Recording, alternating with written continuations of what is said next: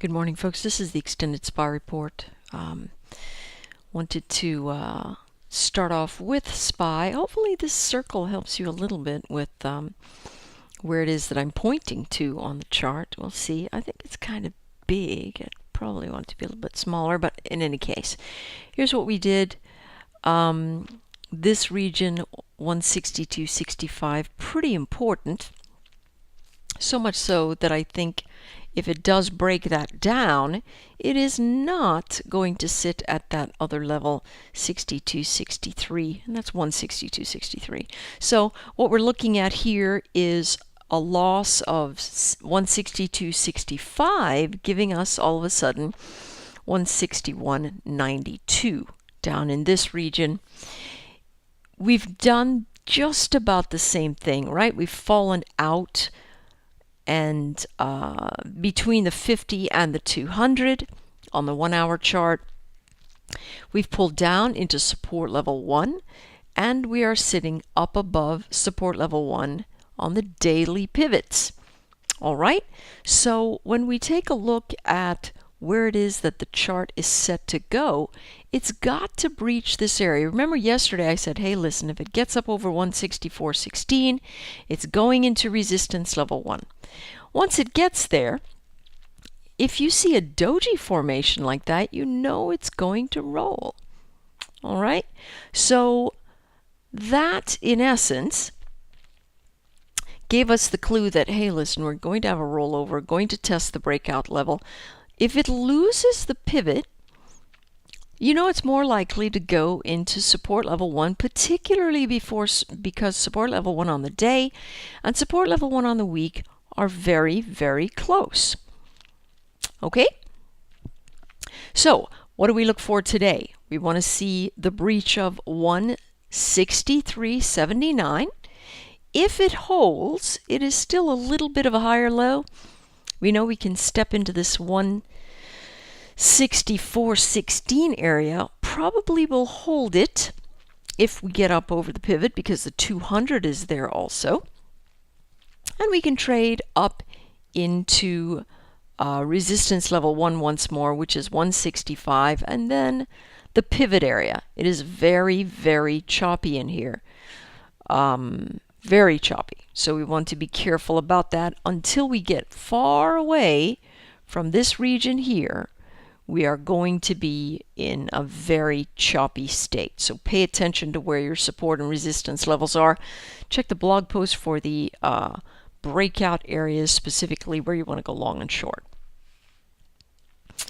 All right, taking a look at the IWM. Look at how this thing stopped right at the 200. Let's pull that over so it's a little bit more central.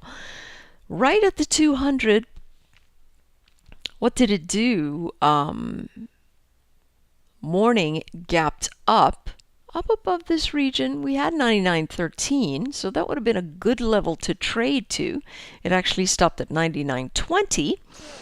But as it loses this level, and that's how you need to look at this, folks, you put these levels on your chart. As it loses the level, you say, okay, well, that's coming into the pivot.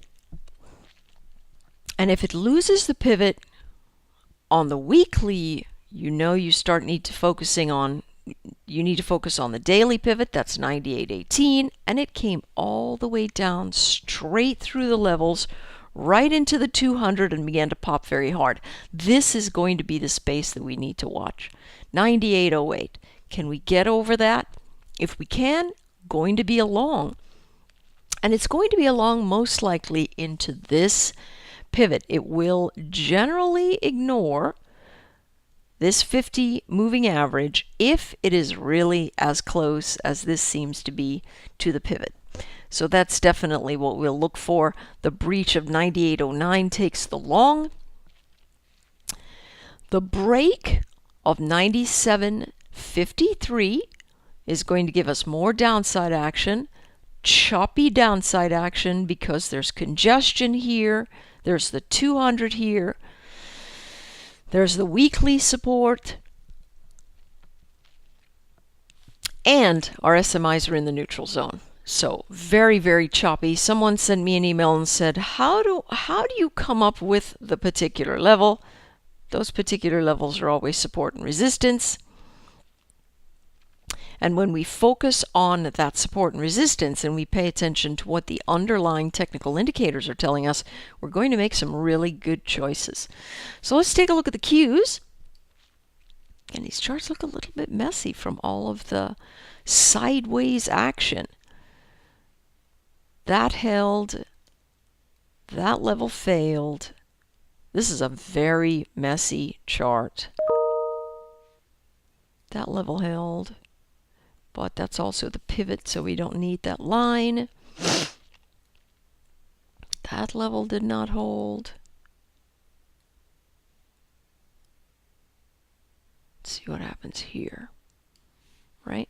Now these two are significantly close to each other again, that the pivot here might actually take over. Notice resistance level 1 for the day and the weekly pivot very close together. Act like a suction cup. Totally ignore the 50. Right? That happens a lot when we see these formations come in. Failed it, sitting underneath the 200.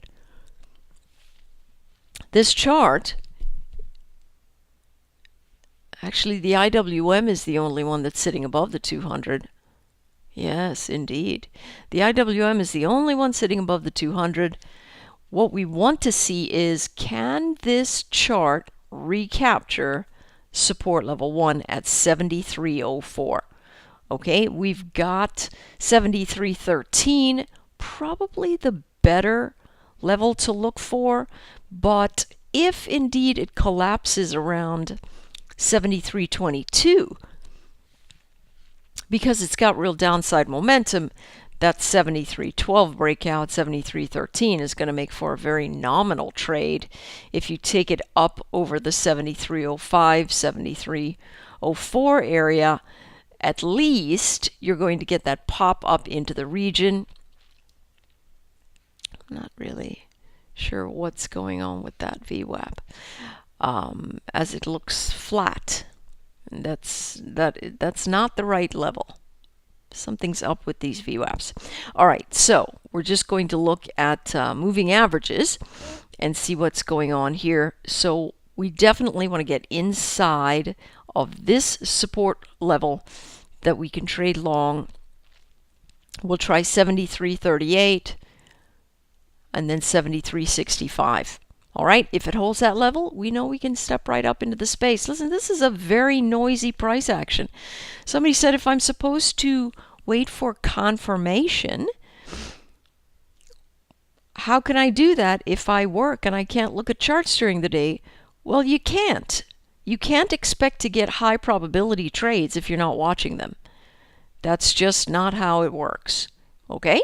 So in order to get high probability trades, you must be watching them. Otherwise, your entries are going to be lower probability. Doesn't mean that they won't be good. I mean, if I said, hey, listen, you want to take the short if it loses 73.38, and you set that, and you want to take it into support level 1, and you set that, still going to be a good trade, but it's not nearly going to be as good as if you're watching it reject the weekly pivot all of a sudden and you say, oh wow, you know what, as soon as it loses that 50, I'm going to be in. You're going to collect much more, right, which is going to make it a better trade.